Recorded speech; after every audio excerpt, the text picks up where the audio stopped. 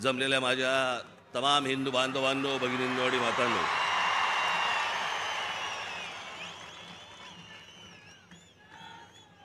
असं वाटतंय सभा सिमल्याला आहे.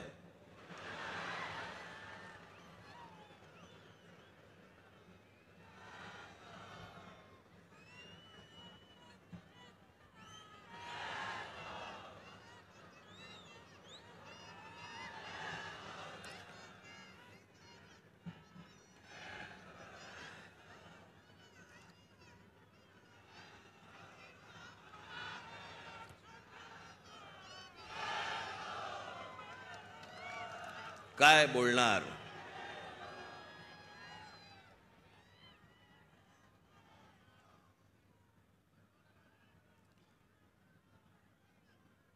जवळपास 5 वर्षानंतर या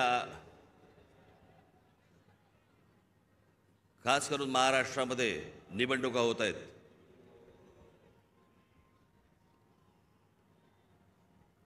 महानगरपालिकेच्या निवडणुका आत्ता होतील असं म्हणता अजूनही होत नाहीयेत.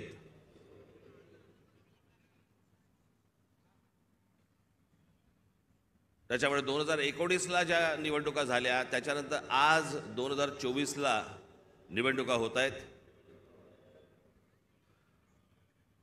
आणि सगळे आचारसंहितावाले सगळे जागे झालेत.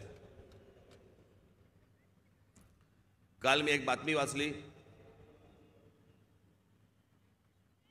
की आचारसंहितेसाठी म्हणून, निवडणुकीसाठी म्हणून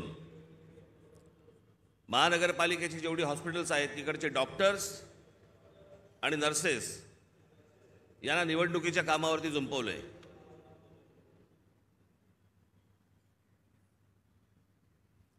डॉक्टर काय मतदाराच्या नाडी मोजणार काय?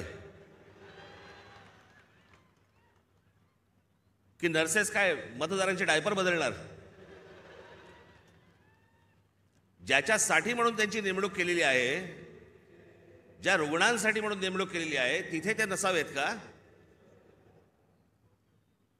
आणि निवडणुका होणार आहेत ही गोष्ट जर समजा निवडणूक आयोगाला माहिती असते ना प्रत्येक वेळेला,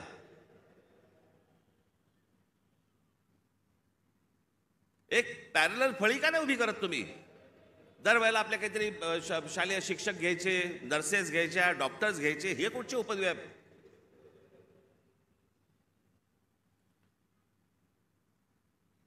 मी आपल्याला आत्ताच सांगतोय, ज्या डॉक्टरांवरती आणि ज्या नर्सेसवरती ही निवडणुकीची जबाबदारी टाकलेली असेल तिथे त्यांनी जाऊ नये. आणि ज्या रुग्णांची सेवा करण्यासाठी म्हणून तुम्ही आयुष्य घालवताय त्या हॉस्पिटलमध्ये परत तुम्ही जा, तिथे काम करा. तुम्हाला नोकरीवरनं कोण काढतं मी बघतो.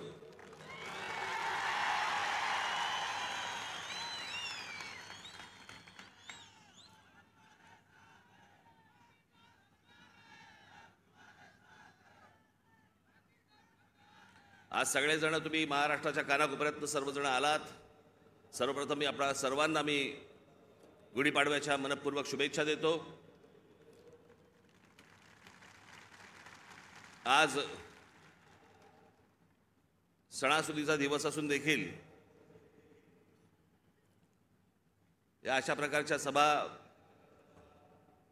नुसत्याच होत नसतात. त्याला एक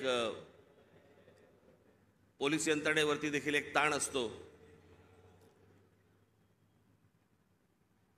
पण आपल्या सणासुदीच्या दिवशी सगळ्या गोष्टी बाजूला सारून अशा कामांना ज्यावेळेला पोलीस माझे सहकारी ज्यावेळेला जुंपलेले असतात, त्या सर्व पोलीस अधिकाऱ्यांचे,